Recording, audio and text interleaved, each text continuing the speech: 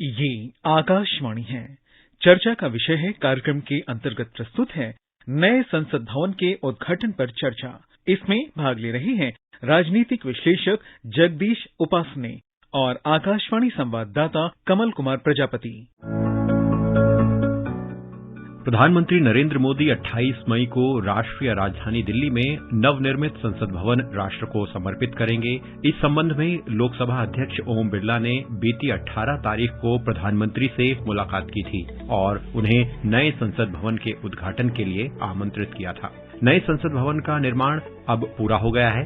ये नया भवन आत्मनिर्भर भारत की भावना का प्रतीक है, जो पुराने संसद भवन का स्थान लेगा। पुराने संसद भवन में वर्तमान आवश्यकता के अनुरूप स्थान की कमी महसूस की जा रही थी। दोनों सदनों में सांसदों की बैठने की सुविधाजनक व्यवस्था का भी अभाव महसूस किया जा रहा था, जिससे सदस्यों की कार्यकुशलता प्रभावित हो रही थी। इन बिंदुओं पर विचार करते हुए लोकसभा और राज्यसभा में प्रस्ताव पारित करके सरकार ने संसद के लिए एक भवन बनाने का आग्रह किया। नतीजतन 10 दिसंबर 2020 में प्रधानमंत्री नरेंद्र मोदी ने संसद के नए भवन की आधारशिला रखी। इससे पहले मार्च महीने में प्रधानमंत्री नरेंद्र मोदी स्वयं नए संसद भवन के औचक निरीक्षण के दौरे पर पहुंचे थे। उस समय उन्होंने आगामी संसद परिसर में करीब 1 घंटे से अधिक समय बिताया था और कार्यों में लगे विभिन्न श्रमिकों से बातचीत की थी। दिसंबर 2020 में संसद के नए भवन की आधारशिला रखते हुए प्रधानमंत्री ने कहा था, वर्षों से एक नए संसद भवन की आवश्यकता महसूस की जा रही थी। 21वीं सदी के भारत को एक नए संसद परिसर की जरूरत है। पुराने भवन ने देश की जरूरतों को पूरा किया है। नया संसद भवन देश की आकांक्षाओं को पूरा करेगा। प्रधानमंत्री नरेंद्र मोदी रविवार को नवनिर्मित संसद भवन राष्ट्र को समर्पित करते समय लोकसभा अध्यक्ष के आसन के निकट ऐतिहासिक स्वर्ण राजदंड सेंगोल को प्रतिष्ठापित करेंगे। इस राजदंड का उपयोग 14 अगस्त 1947 को देश के पहले प्रधानमंत्री पंडित जवाहरलाल नेहरू ने ब्रिटेन से भारतीयों को सत्ता स्थानांतरण के समय किया था। सेंगोल एक तमिल शब्द है जिसका अर्थ है प्रचुर धन, और ये राजदंड वास्तविक और नैतिक नियमों का प्रतीक है। 5 फुट का सेंगोल भारतीय कला का उत्कृष्ट नमूना है। इसे प्रयागराज के संग्रहालय से लाया गया है। केंद्रीय गृह मंत्री अमित शाह ने आज नई दिल्ली में मीडिया को जानकारी देते हुए पवित्र सेंगोल के इतिहास को स्पष्ट करते हुए बताया कि सेंगोल ने देश के इतिहास में महत्वपूर्ण भूमिका निभाई है और ये सत्ता हस्तांतरण का एक बहुत अहम प्रतीक है। आजादी के अमृत महोत्सव में प्रधानमंत्री जी ने जो कुछ लक्ष्य तय किए थे, उसमें एक लक्ष्य हमारी ऐतिहासिक परंपराओं का सम्मान और उसका पुनः जागरण भी था। ये सेंगोल उसी लक्ष्य की परिपूर्ति के लिए आज मैं आपके सामने इसकी इंफॉर्मेशन को लेकर आया हूं। ये घटना जुड़ी है आजादी की क्षण के साथ। 14 अगस्त 1947 की रात को एक बहुत महत्वपूर्ण ऐतिहासिक और अनोखी घटना ने आकार लिया था, जिसकी 75 साल के बाद आज देश के अधिकांश नागरिकों को जानकारी नहीं है। ये सेंगोल उसने हमारे इतिहास में एक अहम भूमिका निभाई है और ये सेंगोल अंग्रेजों से भारतीयों के साथ सत्ता के हस्तांतरण का एक प्रतीक बना था।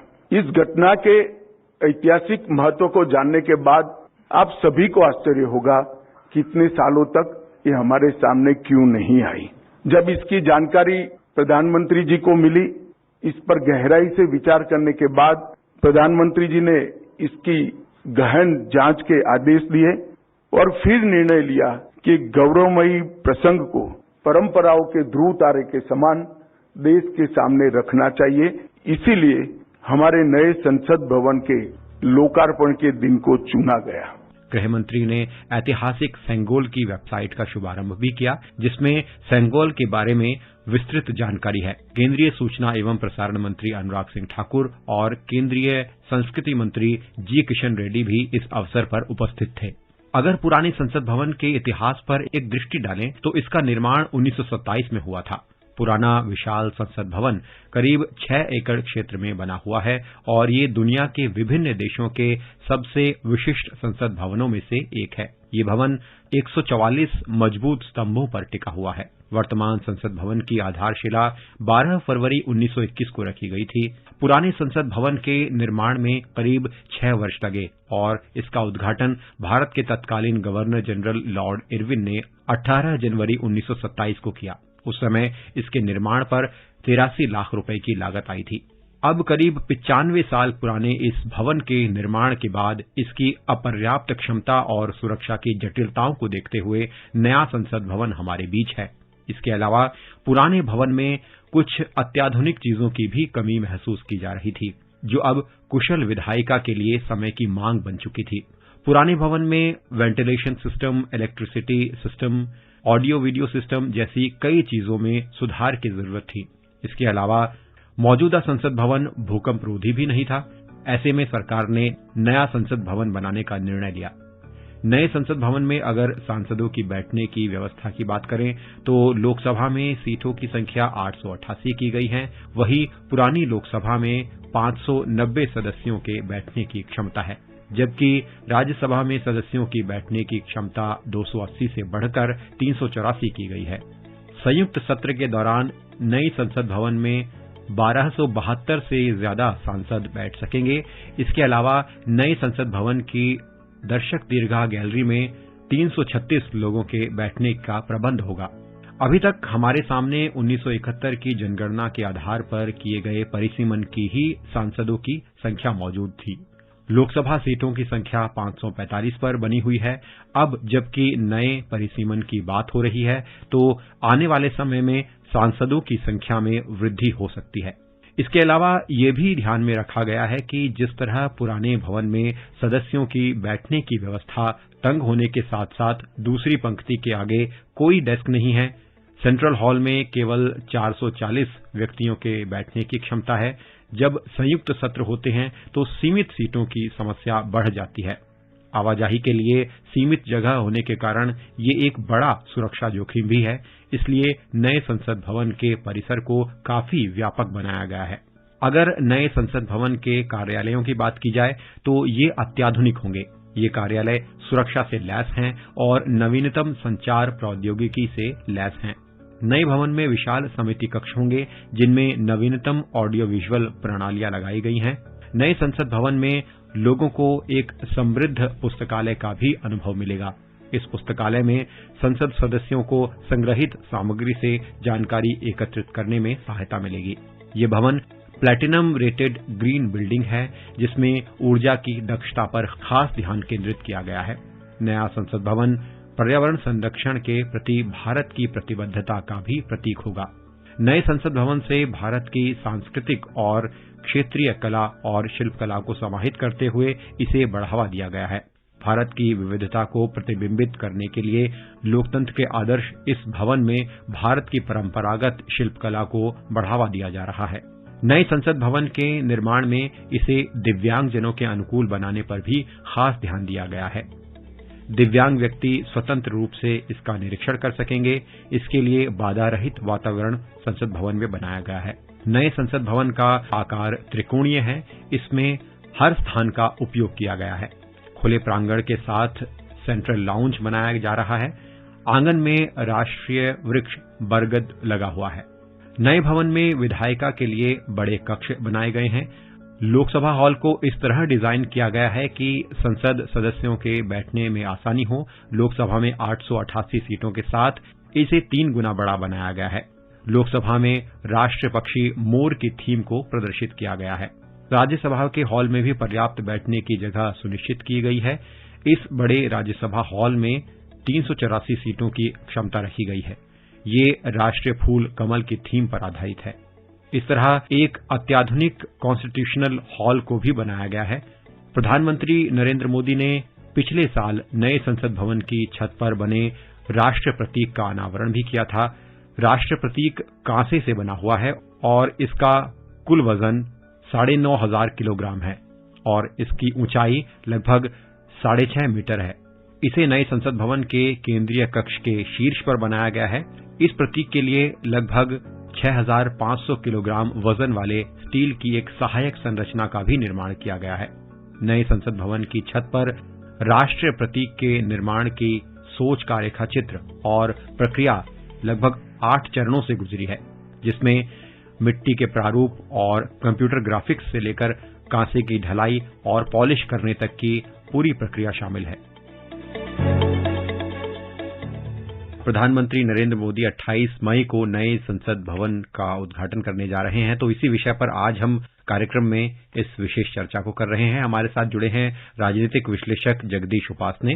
मिस्टर उपासने, आपका बहुत बहुत स्वागत है।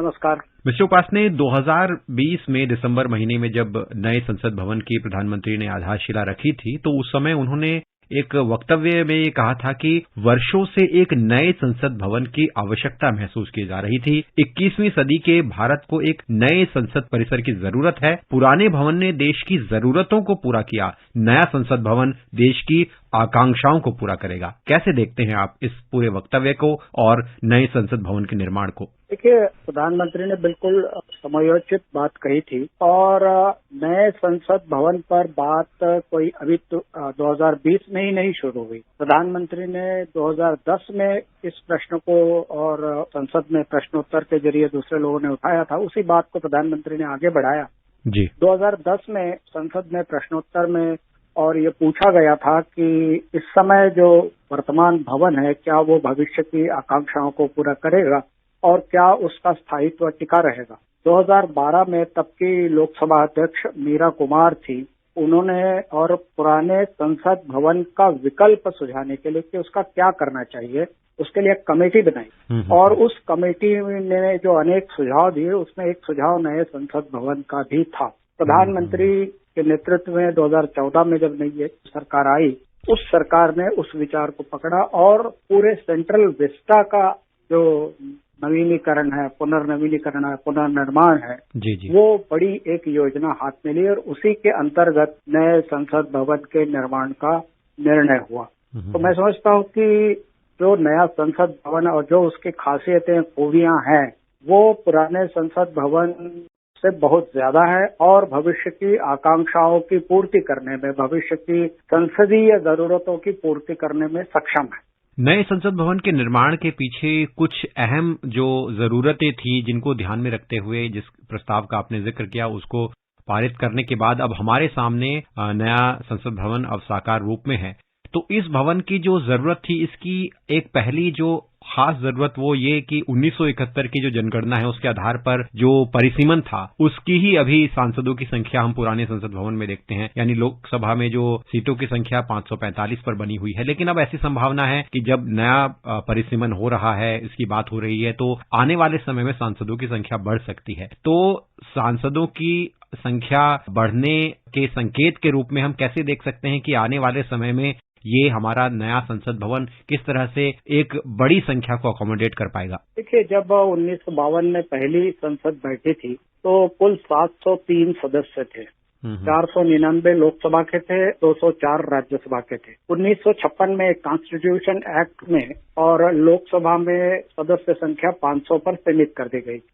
1973 में 525 हो गई, 1987 में 530 हो गई और अब 545 संख्या लोकसभा के सदस्यों की है और पूरी उपस्थिति 550 सदस्यों की बनती है। ज्वाइंट सेशन जब होते हैं तो उनकी जो संख्या है वो 802 होती है। सेंट्रल हॉल में उतनी जगह नहीं है। अब जो नया लोक संसद भवन बन रहा है उसमें 888 सीटें और लोकसभा में होंगी और राज्यसभा में 384 सीटें होंगी और संयुक्त अधिवेशन के लिए लोकसभा का जो सेंट्रल हॉल जो बन रहा है उसमें 1272 सदस्य बैठ सकेंगे। तो ये मानकर चलिए कि आगे जो भी परिसीमन होगा उस परिसीमन में आगे बढ़ने वाले सदस्यों की जो संख्या है उसको वो ये अकोमोडेट कर सकेगा। अच्छा, पिछले सदन में दिक्कत क्या थी? पिछले सदन में जब संयुक्त अधिवेशन होता था तो जो सेंट्रल हॉल है उसकी क्षमता कम होने के कारण और अतिरिक्त सीटें लगानी पड़ती थी। फिर 1956 का जैसे आपने जिक्र किया, 2 नई मंजिलें बनाई गई थी उस समय बाहरी गोल्ड पर और उसके कारण जो सेंट्रल हॉल का जो गुंबद था वो ढक गया था और इससे मूल भवन का जो आकार था वो बाहर से वैसा नहीं दिखता था जैसा मूल रूप से बनाया गया था। हम जानते हैं कि सर एडविन लुटियंस और हर्बर्ट बेकर ने इसका इंस्पिरेशन और मध्य प्रदेश के मुरैना जिले में स्थित 64 योगिनी मंदिर से लिख दिया था, जो इसी आकार का बना हुआ है। तो उसमें गुम्बद था और वो गुम्बद 1956 में नई मंजिलें बढ़ने से बढ़ गया। फिर जालीदार खिड़कियां लग गई, तो दोनों सदनों में जो नेचुरल लाइट आता था वो कम हो गया। बिल्कुल। फिर संख्या बढ़ी, कर्मचारियों की संख्या बढ़ी, विजिटर्स की संख्या बढ़ी, ओवर यूटिलाइजेशन इसका हो रहा था सदन का, जगहें कम पड़ गई, सुविधाएं कम पड़ गई, टेक्नोलॉजी का वैसा उपयोग हम नहीं कर पा रहे थे जैसा उपयोग संसद में होना चाहिए था। और वर्तमान जो भवन है वो 2 सदनों के हिसाब से भी नहीं बना था, वो काउंसिल हॉल के रूप में बना था। और 2006 के बाद जो सीट संख्या बढ़ी वो 2026 तक नहीं चल सकती थी। सीटों पे बैठने की जगह कम हो गई थी, कंजेस्टेड जगह थी, 2 रो जो पहली 2 पंक्तियां हैं उसके बाद डेस्क नहीं थी। तो ये सारी अच्छा, फिर उसके बाद संसद में 2006 में संसदीय संग्रहालय भी उसी बिल्डिंग में बन गया, उससे भी जगह कम हो गई। तो ये सारी समस्याओं को देखते हुए, आने जाने की समस्या को देखते हुए, तो जब केंद्र सरकार ने सेंट्रल विस्टा रीडेवलपमेंट और रिकंस्ट्रक्शन प्लान हाथ में लिया, तो उसमें ये संसद भवन आप ये देखेंगे कि 135-140 करोड़ भारतीयों की आकांक्षाओं को प्रतिबिंबित ही नहीं करता है, बल्कि जो सेंट्रल विस्टा बनेगा उसमें जो जिसको हम सेंट्रल हॉल कहते हैं, जिसमें सारे मंत्रालय जो आज इधर उधर दिल्ली में बिखरे हुए एक बिल्डिंग में आ जाएंगे। संयुक्त अधिवेशन के लिए आपको जगह कम नहीं पड़ेगी और संसद की सारी कार्रवाइयां और दूसरे जो संबद्ध कार्य हैं, एमपीज के भवन है, पार्टियों के कमरे हैं, उन सारों में बहुत स्मूथ काम होगा और टेक्नोलॉजी का इसमें बड़ा इस्तेमाल हुआ। इससे कम्युनिकेशन में बहुत फायदा होने वाला है। हम देखते हैं कि जो नया संसद भवन बना है उसकी 2-3 खूबियां हैं। पहली खूबी तो यह है कि जो लोकसभा का हॉल है वो हमारा जो राष्ट्रीय पक्षी मोर है, पीकॉक थीम पर वो बना हुआ है। तो और राज्यसभा का भवन जो है, जो हमारा राष्ट्रीय पुष्प है कमल, उसकी थीम पर बना हुआ है। और जो सेंट्रल हॉल है, जो हमारा वो लोगों की, जनता का प्रतिनिधित्व करने वाला हॉल है, तो जो राष्ट्रीय पेड़ है उसकी थीम पर वो बना हुआ है और वैसे ही फीलिंग वहां जाकर लोगों को होगी। तो कॉन्स्टिट्यूशन हॉल जिसको हम कहते हैं, वो लोकतंत्र के हृदय में जो भारतीय जन है उसको दर्शाता। अच्छा, फिर बड़े कमेटी रूम्स, बड़े पहले से छोटे कमेटियां, हम जानते हैं कि संसदीय समितियां बहुत काम करती हैं। जो काम संसद में नहीं होता वो संसद की समितियां करती है। उनके कमेटी रूम भी बहुत छोटे थे, अब वो बड़े कमेटी रूम बन गए हैं। उसमें latest audio visual technology systems लगे हुए हैं, बहुत सुविधाजनक है, उपयोगी है और कार्यक्षम है। फिर पुराने संसद भवन की जो सबसे बड़ी एक कमी थी वो सुरक्षा की कमी थी। हमने जो आतंकवादी हमला हुआ था उसमें उस समय हमने देखा था, हालांकि उस समय सदन की कार्रवाई 45 मिनट के लिए स्थगित हो गई थी और बहुत सारे सदस्य बाहर चले गए थे, फिर भी 100 के लगभग सदस्य, उस समय के गृह मंत्री लालकृष्ण आडवाणी समेत अनेक बड़े नेता सदन में मौजूद थे। और टेररिस्ट अटैक हुआ, अगर सुरक्षा कर्मियों ने, जिन्होंने अपने प्राण न्यौछावर किए, उन्होंने अगर दरवाजे बंद नहीं किए होते तो टेररिस्ट जो कि AK-47 से ग्रेनेड से लेस होकर आए थे वो बहुत कहर ढा सकते थे। उस समय सदस्यों को निकालने की जो व्यवस्था है, मान लीजिए कल को कोई बड़ी दुर्घटना संसद में हो जाती है तो तुरंत निकालने की जो व्यवस्था है वो पुराने भवन में नहीं थी, सोचा नहीं गया। उस समय ऐसी स्थिति भी नहीं थी, लेकिन नए संसद भवन में ये सारी बातों का ध्यान रखा गया है और इसके कारण हम देखते हैं कि जो इसकी जो मूल लागत थी उससे कुछ लागत बढ़ी है। फिर उसमें सुप्रीम कोर्ट का भी एक निर्देश था कि जो मिट्टी खोदी जाएगी वो मिट्टी बदरपुर के और ग्रीन बेल्ट में डाली जाएगी, तो वो कंस्ट्रक्शन जो कॉन्ट्रैक्टर हैं टाटा के, उनके कॉन्ट्रैक्ट में ये बात शामिल नहीं थी, वो एक एक्स्ट्रा खर्च लगा।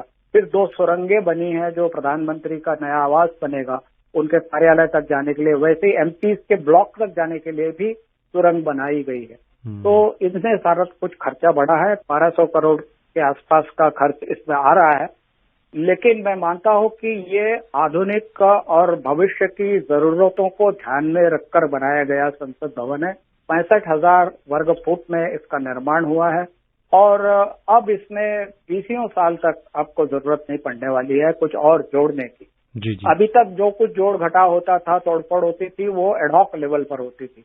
अब ऐसा नहीं है, क्योंकि पिछले संसद भवन का मूल जो आर्किटेक्चर नक्शा था वो भी नहीं था, कोई दस्तावेज भी अवेलेबल नहीं थे। तो जो निर्माण होता था वो सुविधा के हिसाब से होता था।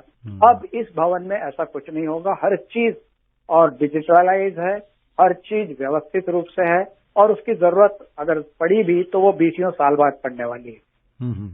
बिल्कुल, आपने बहुत महत्वपूर्ण बातें बताई, खासतौर पे जो सुरक्षा का आपने जिक्र किया और जिस तरह से इस संसद भवन को डिजाइन किया गया है, अत्याधुनिक तकनीकों से लैस किया गया है, वो बड़ा महत्वपूर्ण है, जो इसको ज्यादा फ्यूचरिस्टिक बनाता है।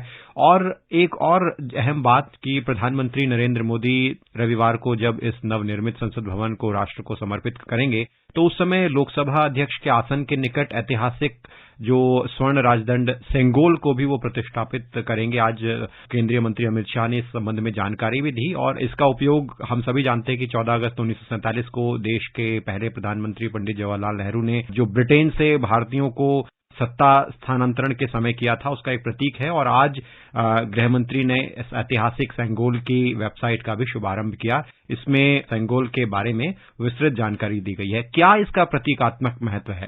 देखिए, सेंगोल चोल राजवंश में दिया जाता था। ये सिर्फ सत्ता हस्तांतरण का ही प्रतीक नहीं है, ये नए शासक को ये भी बताता है कि वो नीति, न्याय और समदर्शी भावना से कार्य करे। मौर्य शासनकाल में गुप्त राजवंश भी इस दंड का प्रयोग ऐसे जिसको सेंगोल कहा जाता है, जिसको राजदंड कहा गया, मूलतः उसको धर्मदंड कहा जाता है। और राजपुरोहित गुप्त वंश के राजघरानों में और मौर्य वंश में प्रथा ये थी कि वो राजदंड, वो धर्मदंड जो है, वो राजपुरोहित जब राज्यारोहण होता था नए राजा का, तो उसके सिर से 3 बार उसको स्पर्श करता था।